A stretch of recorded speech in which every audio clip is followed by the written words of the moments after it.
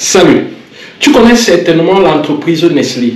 Il y a quelque temps en France, dans les eaux vendues par Nestlé, on a détecté des incohérences. Est-ce qu'il est possible de trouver des polluants dans les eaux en bouteille? Des traces de médicaments dans l'eau minérale. Dans son numéro d'avril 2013, le journal a fait analyser les principales eaux disponibles en hypermarché. Et surprise, les journalistes ont détecté des polluants, des traces de médicaments ou de pesticides dans 8 marques sur 18, alors même que ces eaux doivent répondre à des critères de pureté drastiques. Quelles sont les meilleures eaux entre les eaux en bouteille et les eaux du robinet? Dans notre contexte au Cameroun, est-ce que ces réponses-là peuvent également être valables? Avant toute chose, je voudrais me présenter. Je suis le docteur Emmanuel Ngara, spécialiste en traitement des eaux. J'ai un doctorat en génie chimique, donc je peux flirter avec les problématiques d'énergie et tout, mais je me suis plus spécialisé dans le traitement des eaux. Les eaux de Nestlé sont pour la plupart des eaux minérales. Donc il est inscrit sur ces bouteilles eau minérale naturelle. Nestlé exploite actuellement plus de 4 ou 5 marques. Je ne voudrais pas citer des marques ici parce que ce n'est pas trop le but de la vidéo. Mais Nestlé exploite plusieurs marques d'eau. Alors ce qui se passe, c'est que à un certain moment, les sources d'eau de Nestlé n'avaient plus les caractéristiques des eaux minérales. Il faut savoir qu'une eau minérale, c'est une eau qui est stable en termes de composition minéralogique et à laquelle on peut prêter des vertus thérapeutiques. C'est-à-dire que tous les minéraux qui se trouvent dans cette eau peuvent finalement avoir la possibilité de traiter certaines maladies. Mais pour Nestlé, après un certain temps, ils se sont rendus compte que les sources d'eau qu'ils exploitaient avaient certaines pollutions. Donc, ils étaient obligés, pour conserver la qualité des eaux, de mettre certains filtres qui sont interdits lorsque vous avez une eau dite minérale. Mais Nestlé l'a fait. Logiquement et scientifiquement, on peut dire jusqu'à ce niveau que Nestlé a peut-être vendu des eaux qui étaient équivalentes des eaux en bouteille, mais on ne va pas dire que Nestlé a vendu des eaux impropres à la consommation. En fait, ce qu'ils ont fait simplement, c'est de vendre des eaux pareilles aux eaux en bouteille, entre guillemets, mais en disant que c'était des eaux minérales naturelles. Ceci revient à un débat que je fais souvent ici au niveau du Cameroun, où j'ai l'habitude de dire, même dans les plateaux de télévision où on m'invite, que il n'y a pratiquement pas d'eau minérale au Cameroun parce que la plupart des exploitants des eaux, des sources d'eau, déclarent que eau minérale naturelle. Sur presque toutes les bouteilles que vous trouvez sur le marché camerounais, vous allez voir l'indication eau minérale naturelle. Il n'en est rien parce que pour la plupart, ce sont juste des eaux traitées. Lorsque vous allez dans ces entreprises-là, vous voyez généralement des filtres et tout. Et ces filtres-là ne sont pas conformes au traitement de l'eau minérale. Et la structure, c'est-à-dire que la teneur en minéraux des différentes sources d'eau n'est pas constante. Car si la composition changeait, Courmayeur aurait un autre très gros problème sur les bras. La marque ne pourrait plus mettre en avant ses propriétés d'eau minceur, une des promesses les plus fortes en termes de vente auprès des consommateurs. Les eaux santé représentent un des secteurs les plus dynamiques des eaux minérales. Pouvoir affirmer qu'elles ont des vertus curatives reste leur principale riposte aux eaux low cost. Mais à trop vouloir jouer de ces promesses peut poser quelques problèmes. Bon, voilà, peut-être vous allez me dire que non, telle eau, elle est minérale, reste à vérifier. Mais tant que je n'ai pas vérifié, je préfère m'abstenir et dire simplement que je suis convaincu qu'il y a très peu d'eau minérale naturelle vendue au niveau du Cameroun, puisque les contrôles déjà ne sont pas fiables. Et même lorsque les contrôles sont fiables, vous avez vu ce qui s'est passé dans le cas de la France avec Nestlé, ça peut également se passer ici. Mais là n'est pas la question. Comment peut-on savoir qu'une eau est clean? Sans analyse, je ne peux pas savoir ce que vous avez. C'est comme quand vous êtes malade, en fait.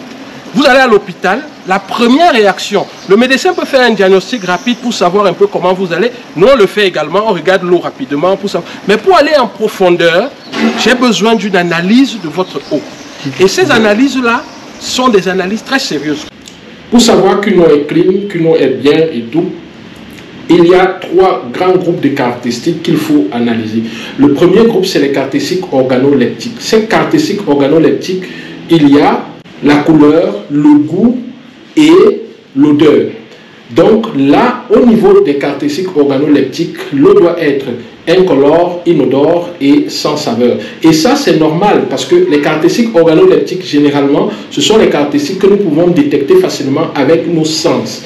Et c'est ce qu'on disait avant, que l'eau potable, c'est une eau inodore, incolore et sans saveur. Mais il n'en est rien. Une eau peut être inodore, incolore et sans saveur, mais être mûrement et durement polluée. Parce que lorsqu'il y a par exemple des bactéries dans l'eau, les bactéries ne donnent pas une coloration à l'eau.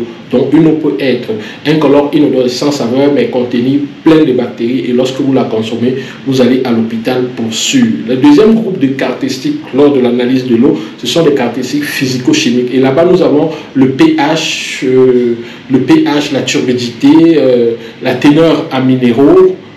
Nous avons également la teneur en métaux, nous avons un certain nombre d'éléments chimiques comme le nitrate, les nitrites qu'on check à ce niveau-là, et l'arsenic, bref, tous les polluants chimiques potentiels.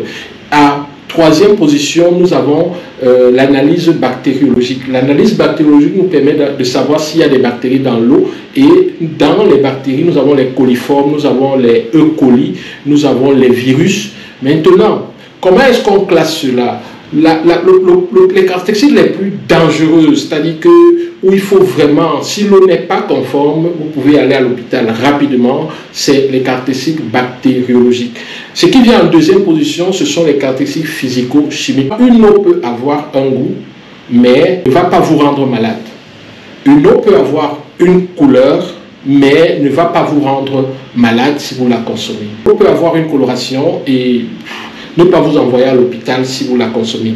C'est dans cet ordre d'idées que nous avons l'habitude de dire que, attention, l'eau de robinet que nous avons, qui parfois est colorée, c'est-à-dire elle est intolérable sur les caractéristiques organoleptiques, parfois elle est de meilleure qualité que certaines eaux de forage auxquelles nous faisons confiance. Parfois elle peut même être de meilleure qualité que certaines eaux en bouteille auxquelles nous faisons confiance. Elle peut être de meilleure qualité que certaines eaux en sachet auxquelles nous faisons confiance. La seule chose qui doit s'inscrire à l'ordre du jour lorsqu'on fait une comparaison des eaux, c'est l'analyse. Et une analyse faite uniquement avec les yeux, ok, ça nous donne des indications sur les caractéristiques organoleptiques, mais sachez que je vous ai dit que ça vient en troisième position lorsqu'on fait le check-in d'une eau, s'il faut la consommer ou pas. Donc, parfois, l'eau du robinet, malgré la coloration, de manière sanitaire, peut être classée avant certaines eaux qui ne sont pas colorées.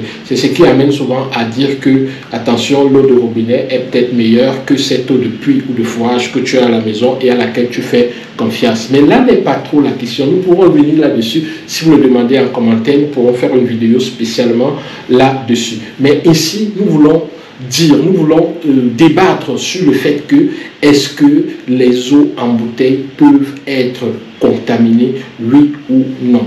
La question ici, lorsque vous regardez ce qui se passe en France, vous voyez que ces eaux de Nestlé ont été contaminées aux bactéries, parce que d'après l'analyse de l'ANSES, il y a eu des bactéries sur certains échantillons prélevés, il y a eu des bactéries, il y a eu des pesticides, il y a eu encore autre chose dans les eaux en bouteille et de d'autres compagnies, et en plus dans les eaux du robinet, ce qu'on appelle les PFAS. Les PFAS, c'est quoi? Ce sont les poly ou les perfluoroalkyles. Les perfluoroalkyles, ce sont des polluants qu'on appelle polluants éternels parce que ça se retrouve un peu partout et ça ne se dégrade pas de manière naturelle. Donc c'est ainsi que on retrouve ces polluants dans notre sang, on retrouve ces polluants dans plusieurs de nos aliments et bien sûr dans les eaux que nous consommons. Mais comment est-ce que nous en sommes arrivés là? Il faut comprendre que la terre, la nature s'équilibre d'elle-même. La terre est comme ceci. En principe, ici, c'est la surface. Et là, il y a les WC, il y a tout ce que vous pouvez avoir. Et après cela, il y a une argile. Vers les 30 mètres, il y a généralement une argile qui est dure et imperméable. Toute cette pollution, en principe, vient caler là. Mais nous faisons des forages, nous faisons des trous, donc nous avons perforé cet argile-là, nous perforons cet argile-là chaque jour. Ce qui fait que, même quand nous allons prélever l'eau en bas de l'argile, plus en bas encore, très souvent, lorsque l'argile a été dégradée, elle va maintenant laisser passer les polluants plus bas et c'est ainsi que même les nappes profondes finissent par être polluées avec les bactéries. Les nappes profondes peuvent être polluées par des éléments chimiques naturels qu'on trouve dans le sol. Mais ce qui se passe aujourd'hui, c'est que ces nappes profondes-là sont polluées par des éléments venus de l'extérieur, comme les pesticides, comme ces polluants éternels-là. Donc le problème, il est grave.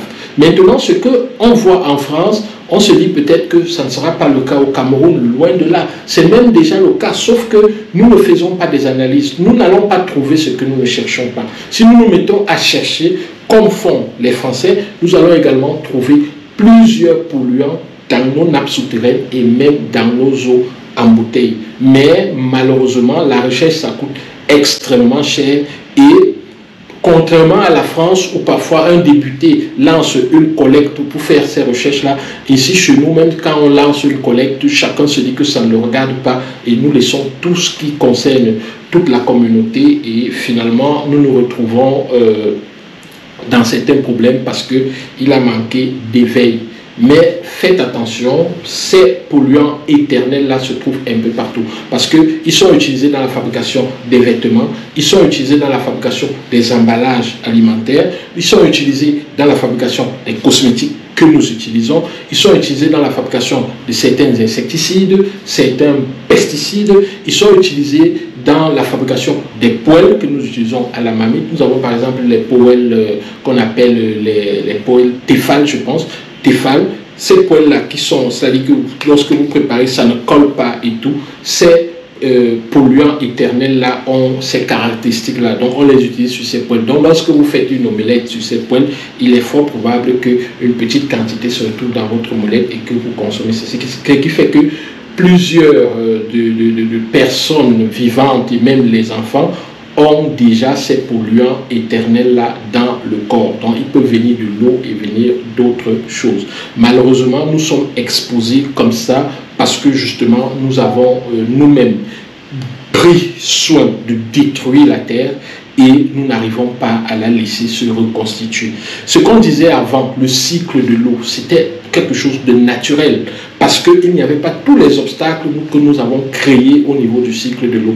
Le cycle de l'eau aujourd'hui, ce n'est qu'une image, à mon avis, ce n'est qu'une image. Le cycle de l'eau, ça ne veut plus dire grand-chose.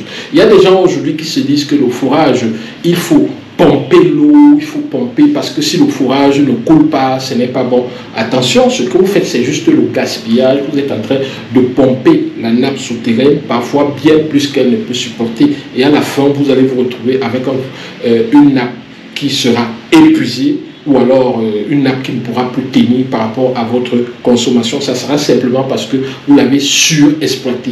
Ne pensez pas que lorsque vous pompez, ça remonte, ça va descendre immédiatement. Non, ça ne se passe pas comme ça. Ça, c'était avant. Ça, c'est ce qu'il y avait avant. Actuellement, pour que l'eau que vous avez pompée redescende et retrouve la nappe, ça prend bien plus de temps parce qu'il y a plusieurs obstacles. Je vous ai dit, nous avons fait beaucoup de désordre sur la terre et nous allons payer cher ce désordre-là et nous sommes même déjà en train de le payer cher. Vous voyez comment, même dans les villes comme Yaoundé, où avant il faisait un climat normal, il y a une extrême chaleur. Dans les villes comme Bafoussam, Tchang, aujourd'hui, vous êtes obligé de rester parfois en bras de chemise, ce qui était pratiquement impossible avant. Il y a beaucoup de désordre que nous faisons. Et au niveau du Cameroun, waouh, c'est encore pire parce que nous polluons, nous prenons les déchets fécaux, nous faisons les vidanges des fosses septiques. Et qu'est-ce que nous faisons? Nous allons reverser pratiquement dans les rivières. On s'attend à quoi? Et dans ces débris, dans ces boues fécales-là, il y a des médicaments, il y a des pesticides, il y a plusieurs choses, il y a des nitrates, il y a plein de polluants qu'on ne peut même pas imaginer qui finalement vont se retrouver dans les eaux que nous allons consommer. Il y a comment vous vais dire ça? Il y a par exemple des pilules contraceptives qui se retrouvent dans les eaux. Il y a des médicaments de cancer, il y a des médicaments de Covid, il y a des médicaments de tout ce que vous pouvez avoir comme maladie qui se retrouvent dans ces eaux. Imaginez un homme qui n'a pas de problème, mais qui boit à travers de l'eau des pilules contraceptives. À la fin, qu'est-ce qui va se passer? Sachez que toutes ces choses-là contribuent aussi à donner de l'infertilité dans nos sociétés. Bref, nous sommes, comme on dit au Cameroun, dans le ndem. Mais comment sortir de ce ndem-là? Si vous avez des questions, posez-les en commentaire, partagez la vidéo et surtout, si les réactions sont bonnes par rapport à la vidéo et qu'on oriente, nous allons débattre sur un autre thème la prochaine fois. Mais l'heure est grave et les politiques ne font pas grand-chose. Nous sommes juste là en train de dormir, en train de crier, alors que nous pouvons prendre le taureau entre les deux mains. Sur ce, je vous dis merci, au revoir et à très bientôt.